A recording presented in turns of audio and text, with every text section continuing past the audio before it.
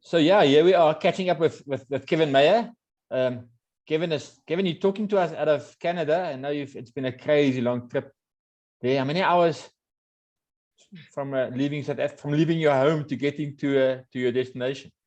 Yeah, it took me about 35 hours to get here from Johannesburg. So I flew up on Sunday to Joburg. I drove up to Joburg on Sunday just so that I wouldn't have a problem with my bike. And then yeah, I left there at 7 o'clock in the evening. But then my plane was delayed at Frankfurt, so I ended up having an 11-hour wait. And then eventually I only got here to Canmore. For me, it was 10 o'clock at night, but in South African time, that's 6 o'clock in the morning already. So it was a hell of a long trip, but all good. At least I got here. My bike hasn't got here yet. That ended up not getting here from Frankfurt. So, but they assure me they'll send it through to me today. Jeez, yeah.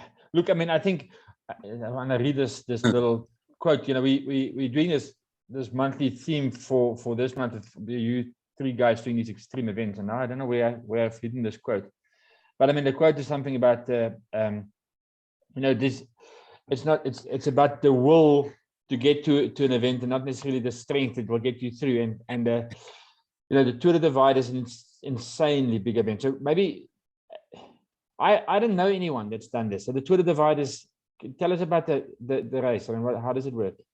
So the Rocky Mountain Range, going from Banff right down, it follows, goes through Canada, about 2/3 of the way across Canada and the United States. It goes right down from Canada, right through the United States, all the way to basically to the Mexican border. It peters out just before the Mexican border. So the Great Divide is the Rocky Mountain Range, and the Tour Divide is a bikepacking race which has been loosely arranged. It starts in Banff every year on the second Friday of June, and you ride from Banff all the way down a set route along this the Rocky Mountains all the way down to Antelope Wells, which is on the Mexican border. So that's where you finish. It's I think this year is about 4,150 kilometers in total as distance.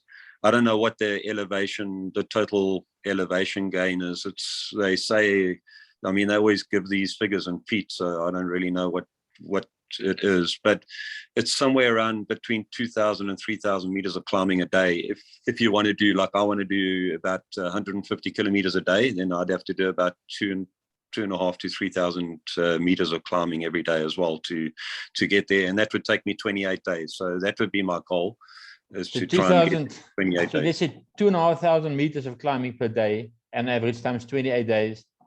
We're talking about, can it be true, 70,000 meters of climbing? Yeah, it's somewhere around there. It's something like that. It's mind-blowing. 4,400 Ks and 70-something thousand meters of climbing. Yeah, it's 4,150. I think that's this route. They've had to reroute a little bit of it this year because of quite a few fires they're having down in New Mexico at the moment. So yes, Kevin, this is unbelievable. I mean, This has been on your bucket list for a while, eh?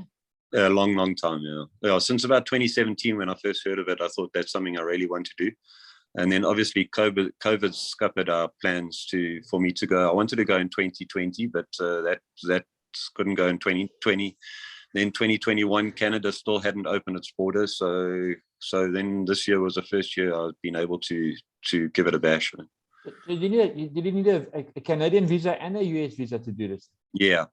And US visa was very easy to get. The Canadian visa, they got a huge backlog, and so I actually only picked up my passport with the visa at 11:30 on the morning that I was flying. So it was quite a stressful thing. Kevin, we are going to talk about the challenges you've got to get to Canada, because I mean, you know, what you've gone through in this last couple of weeks is just mind-blowing, and most people would have given up. But before we get there, let's just talk about this event quickly. So is it unsupported?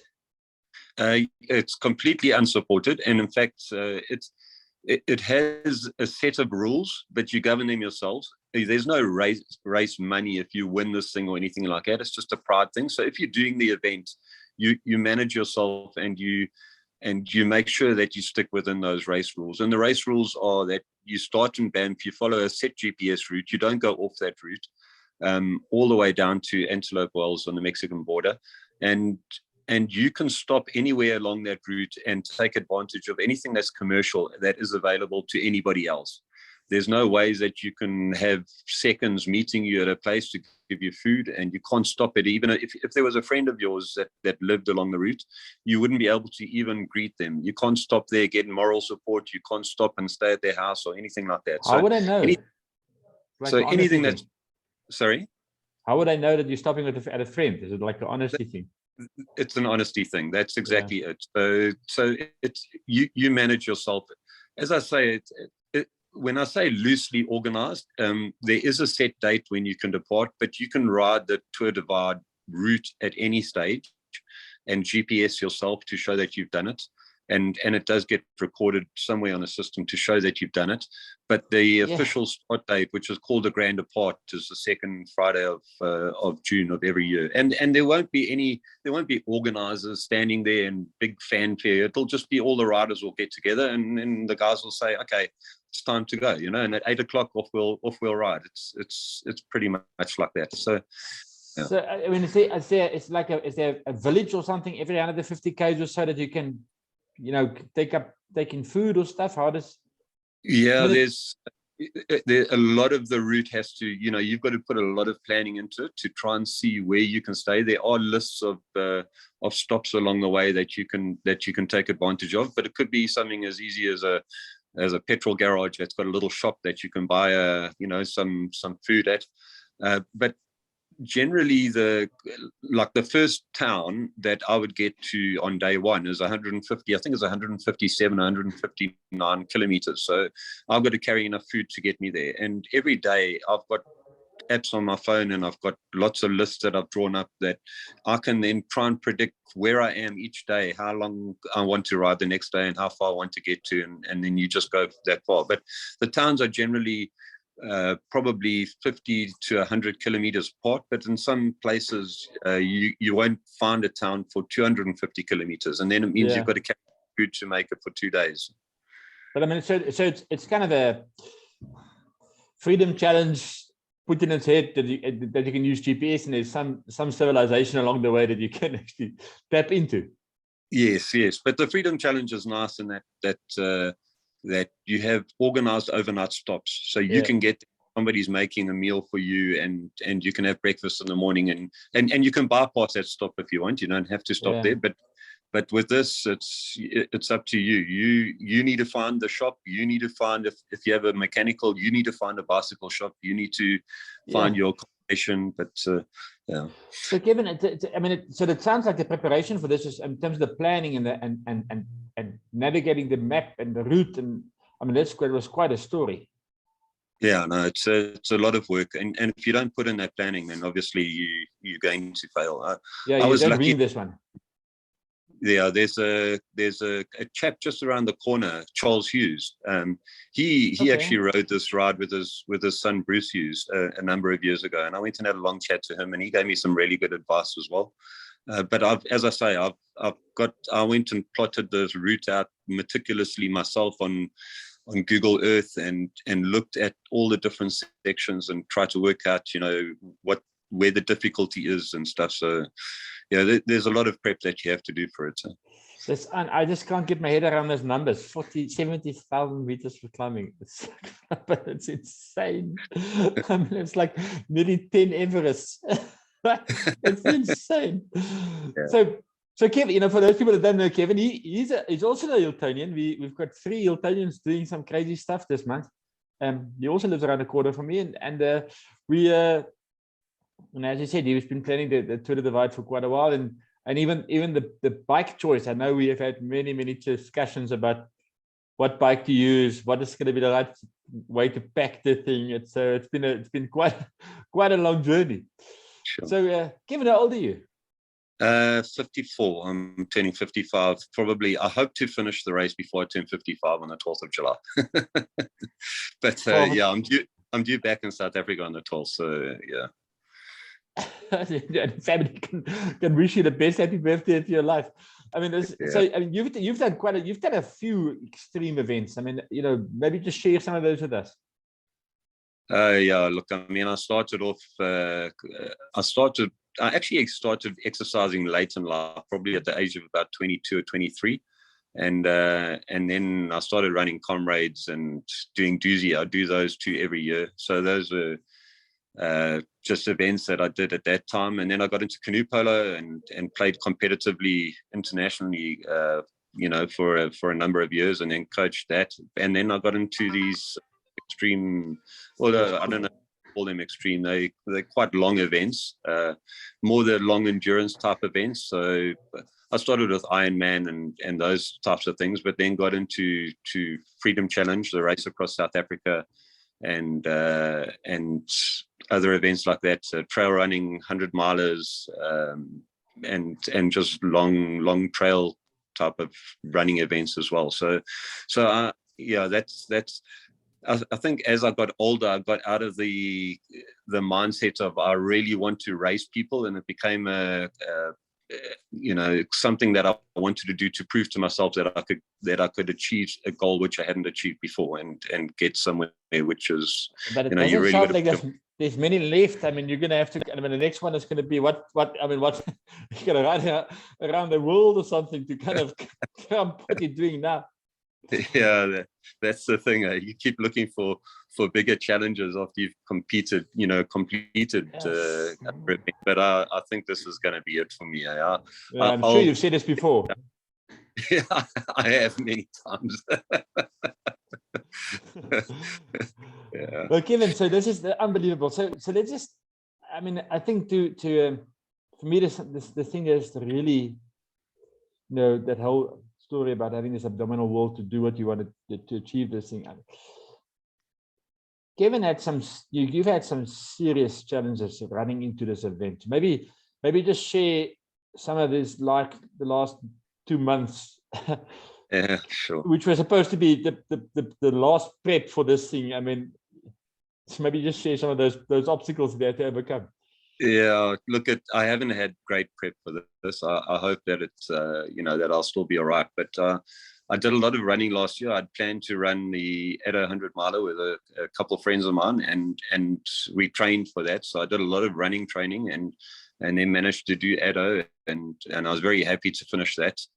But I picked up a small Achilles injury on that. I think my gaiter was on too tight, and I got some inflammation, and it caused a bursa on my Achilles. So when I got back, I tried to rest for a few weeks to see if that would go away, and it didn't. Eventually, I went and saw a orthopedic surgeon, and we made the decision together that if I have it off, then I can still do this Tour Divide. So I had an operation and removed the bursa, but all of this then impacted me getting back on the bike, which wasn't ideal. So I had the operation. Within a week, I was riding again. I couldn't walk, but I could ride.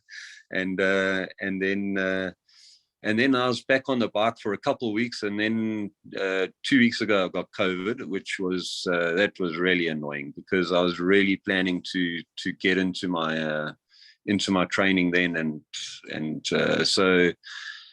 so then I got COVID, and that put me up for a week, and then I had a vitamin B injection after that, and I got cellulitis from that vitamin B injection. So then it was a second set of antibiotics to try and. But now we're talking that. It was only a few days ago. I mean, it was not like. Yeah, it's Thursday last week that I got that. So yeah, yesterday was the first day where I could feel that the cellulitis is starting to ease nicely, and today I can't feel it at all. So the antibiotics have really worked, but it means that for the last 2 weeks I haven't ridden at all, and my prep up to then, because of the Achilles operation, was not great.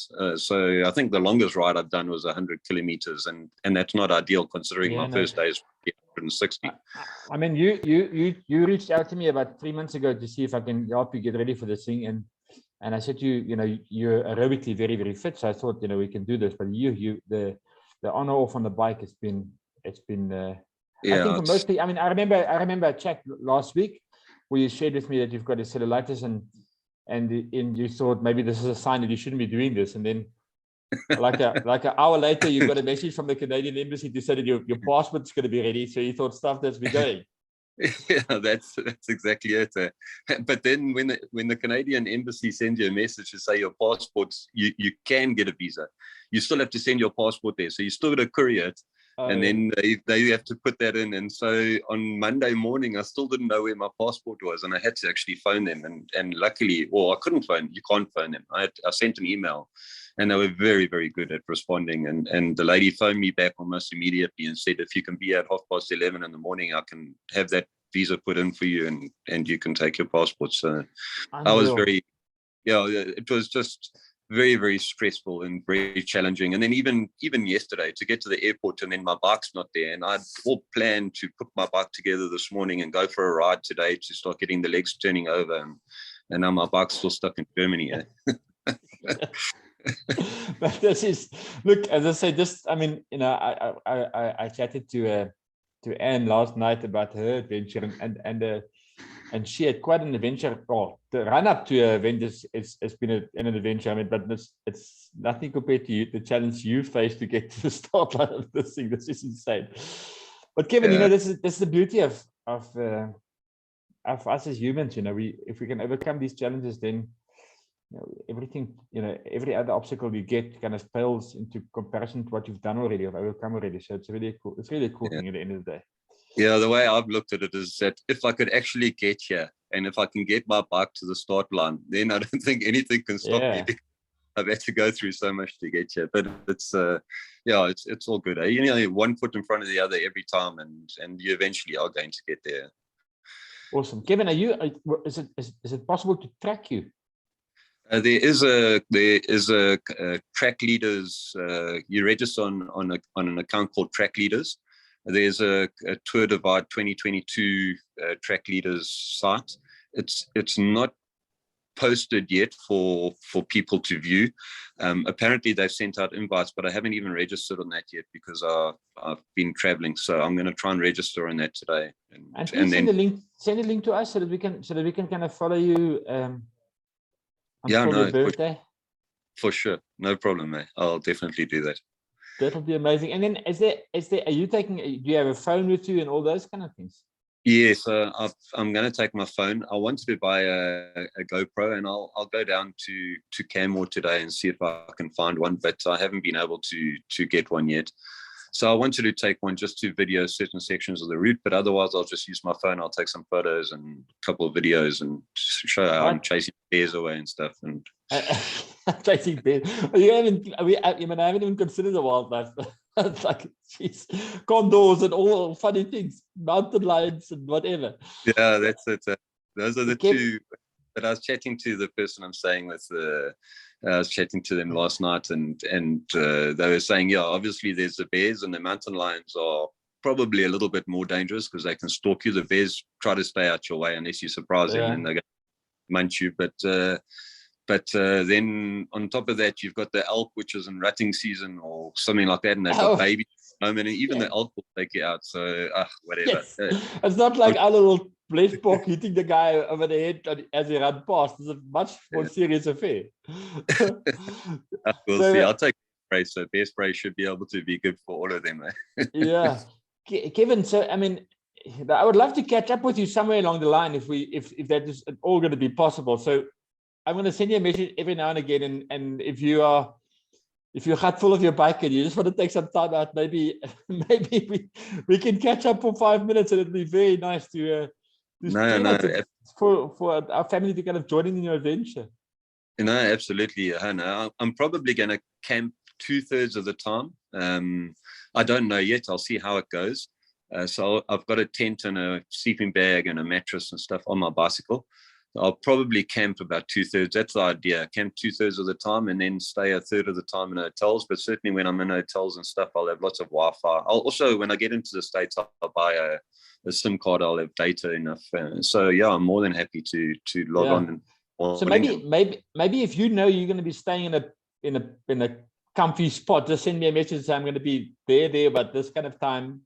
You can, Yeah. you know, don't have to do the conversion. I'll do the conversion on my side. If I have to get up one morning at 2 to have a chat with you, that's No, okay. no. I mean, it will be really nice. Cool. Awesome, man. Kevin, we wish you the very, very best. And, you know, I think, you know, as you say, getting through these obstacles you've gone through, I can just hope that the ride's going to be everything that you've hoped it to be, you know. I think visually and mentally stimulating. Yeah, no, thanks, Johanna. Yeah, I'm really looking forward to it now that I'm here. But yeah, I think as I get into it after day 1 or day 2, the nerves will go away, and then you just get down and do the business. So looking forward to it. And promise me, when you get back, we're gonna get everyone here, and we're gonna do a chat. I mean, I think it will be amazing to share this adventure with someone like in a face-to-face moment. No, for sure. Perfect. All right, Kevin, Awesome. thanks very much. Thanks, Johan. Just push this thing stop here.